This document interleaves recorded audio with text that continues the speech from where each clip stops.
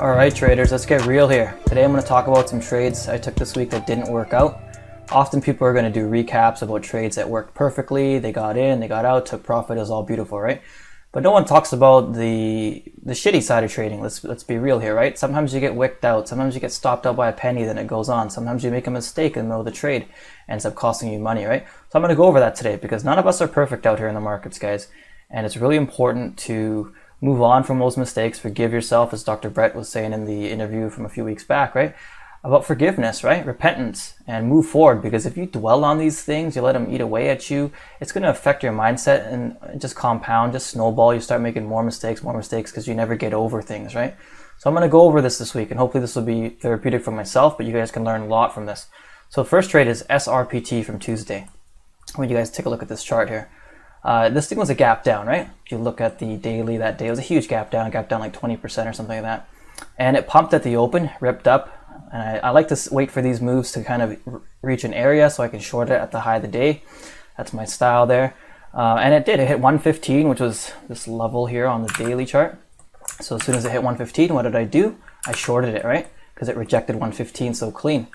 But what happened? I got squeezed on the very next candle. Let's just pull up the actual chart itself, right? The next candle ended up squeezing me for a huge slippage. I'm talking 60 cents. I came up with minus 2R, right? Double what I had planned to lose just because the squeeze was so violent. I had a hard stop. I don't even know if a manual stop would have helped me there just because the way the price burst through, right? And then it shot back down, and I was thinking about a re-entry because I saw this tweezer top. I love these double wicks. 1 minute chart is a similar type of signal there, and the 5 minute ended up being this massive shooting star, right? So I wanted to get back in, but then I was like, oh, am I revenge trading this thing? What do I do? What do I do? And as you can see from the chart, I didn't get back in. I just missed the $5 move, right? Basically, I would have been out for 2 to 1, but whatever the case, it was a $5 move that wicked me out, and that was a loss, a 2x loss. That happens, guys. These things happen. The charts don't have to obey anything, right? They'll do what they want, and that's why we always have to manage risk. Okay, so that's SRPT. This is the chart, right? Let's pull up CREE quickly here. So CREE from yesterday. All right, so here's CREE from yesterday. This thing sold off huge once it lost the 200 daily moving average. As you can see from this chart, big sell-off, big dump. It was like a $4 dump. So I sat there waiting for low of the day. Had a level here at 48.35. Managed to get in just 20 cents above low of the day. Got in, and then I saw the price action moving in my favor. And I normally don't do this, guys. I normally don't do this. What did I do? I added to a winner and ruined my average cost, basically, right? I don't know what it was, greed or something. I felt it was going to V-reverse just based on how extended it was. So basically added here right before the break of the new 15-minute high. And let's just pull up the chart. So what happened? It kind of got really sloppy once it broke, right? So here's my original entry right here, right off that this candle. Beautiful entry, guys. That's what I'm saying. A good entry is meaningless if you don't manage to trade properly. And Dr. Brett talked about this too, right? Two people can have the same idea, and how you manage it can be the difference whether you make money or not, right? And I ended up breaking even on this. So what happened? I went long, added here, and then my new average was around this area. So basically it kind of just coiled and chopped and chopped and chopped, and then it dumped here. Probably better on the 1 minute chart. It just collapsed and I got out right there.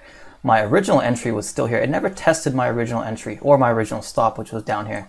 But because of that ad, what happened? My average cost came up, and then I was forced to bail. Right? I was forced to bail. And then what did I see? I saw that we had formed a bottom. So I got back in. Let's take a look at the chart here. I got back in on the same candle I got knocked out of, right? So I got back in, I believe, let's take a look here, somewhere in this range here, got back in, and then I rode a wave up and caught just a small 1-to-1 because I was a bit rattled. I didn't like how, if you look at the 15-minute chart, usually reversals, they should be clean, higher highs and higher lows, but this wicked out here, wicked out here, wicked out here. It just was really sloppy the way it came back. Even though it sold off clean, super clean, it came back as a mess, right? It ended up getting back to VWAP, and on the second trade, I believe I bailed right here in the 49.35 area. So first trade, I took a 1R loss. Second trade, I caught a little pop back and got 1R back, and I basically broke even on that. despite it being a $2 move from my original entry. $2 move, guys. $2 move with a 25-cent stop. It was like a 10 to 1, 8 to 1 or whatever, right? And lately I've been thinking to myself, so, I catch these moves at the low of the day, the high of the day, and I'm trying to get out at 2R, right? All or nothing. More or less some sort of trade management that revolves around getting everything out, no partials. But lately I've been thinking to myself, so, if could I accept a lower accuracy and try to catch 5R, 6R, 7Rs on moves back to the VWAP, right? Either catching the high of the day or the low of the day, and just, leaving the stop at where it is, let it run, and close out at the end of the day if it never gets there, right? I've been thinking about that, and this was kind of a test scenario for that, because based on that SRPT trade from yesterday, I would have caught a $5 move if I left it alone. VWAP was the target, so say $4, right? But this one, I originally had that intention. I want to leave it alone and just get back to VWAP, catch a $2 move, but the ad really messed me up, guys, and then the plan went out the window, right? The ad screwed me up. I had to get out here based on how much position size I was holding on, and I wanted to adhere to my risk management, right? So ruin the average cost and miss the $2 move. Let's move on to today, keys. So here's today's trade on keys. Keys broke all-time highs today. At 93.80, the buyers really stepped up. It happened to be a break above VWAP, but it also took out this pivot. And then on the daily, 94.45 was the all-time high. Once it broke above that, it was off to the races towards the pre-market highs. Once it broke the pre-market highs, it got above 100 and just flew all the way up here. And I want you guys to see this entry, guys. This, I think I shared this in the chat room. People were kind of wondering how I got that entry. It was basically 20 cents below high of the day. If you take a kind of zoom out and look, it's basically high of the day. And I saw that tweezer top again. On the 2-minute chart, it came out as a, whatever you want to call that, some sort of doji. And the 5-minute chart, as soon as I got in, it started engulfing, right? And I knew I was in a pretty good trade here. So here I said to myself, okay, so I messed up on CREE yesterday. I'm going to try to hold this as long as I can, right? And I partialed a bit here at 100 because that was a very significant level.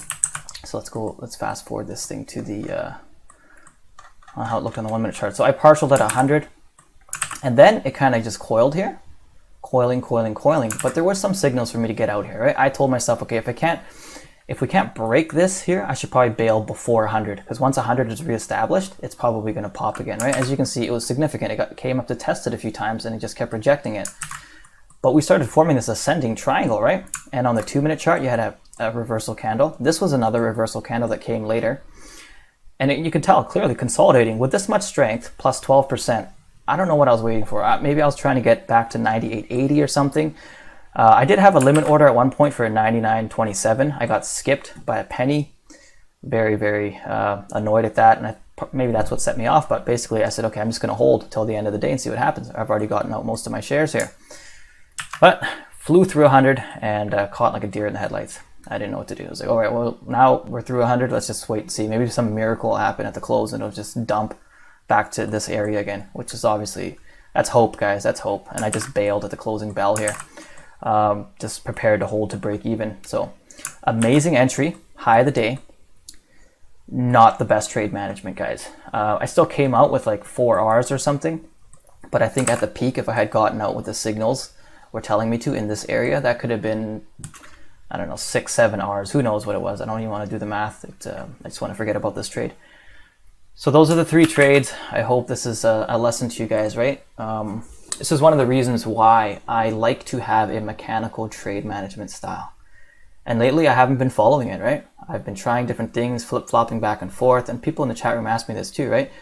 It's like, what's your track record for 2R all or nothing, or how you've been doing if you move your stop up after a 1 hour move your stop to break even, all these things. Honestly, it doesn't matter what's happening on my side, guys. What matters is your trades, right? Your setups are going to be different than mine. So the trade management style is going to differ, right? There's no universal or magical trade management style that's going to reap the maximum profit, because each trade's different and each trader is different, right? The trade management style that you can follow 99.9% of the time is the one that's going to be best for you.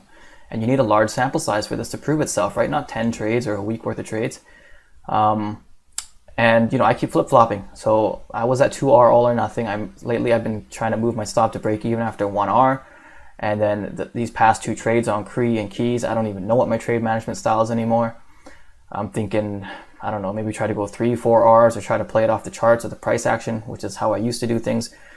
But one of the reasons I moved away from that was because I always found myself just not following the charts. When the price action tells me to do this and that, there's that small sliver of hope that it's going to come back, and then you freeze and then all this stuff. That's like I'm saying, I'm babbling, guys. The reason I got away from the intuitive style was because I was not making the best decisions all the time, right? I was making them most of the time, but not all the time. And then I start getting into my own head, starts affecting my confidence, start changing it the next time, changing it back this time, back and forth.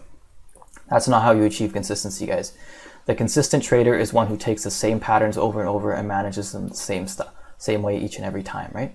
Whether that's you trying to trade the open and scalp for 20 cents, 10, 15, 20, 30 cents, whatever it is, as long as you keep doing that over and over every single day, you're probably going to be profitable, right?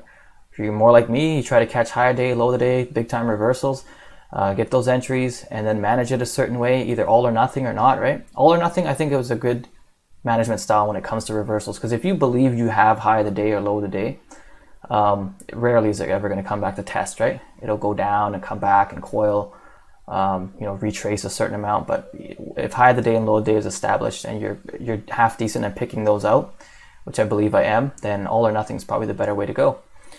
Anyways, that's a long ramble, guys. This is the reality of trading. It's not always clean. It's not always rainbows and sunshine and everything works out all the time. No, things happen. BS happens. You get wicked out. You get stopped out. You just screw yourself over sometimes with your poor decisions, right? So even though this keys trade was a winner, I'm looking back on it, I could have managed it much, much better. I left a lot of money on the table, but at the end of the day, it's still better than 2R all or nothing, because 2R all or nothing would have gotten me out here, basically, and whatever. Okay, so a long recap. Thanks for watching, and nothing funny to say at the end here, because the only thing that's funny is the joke of the trade management that I had today. Take care, guys.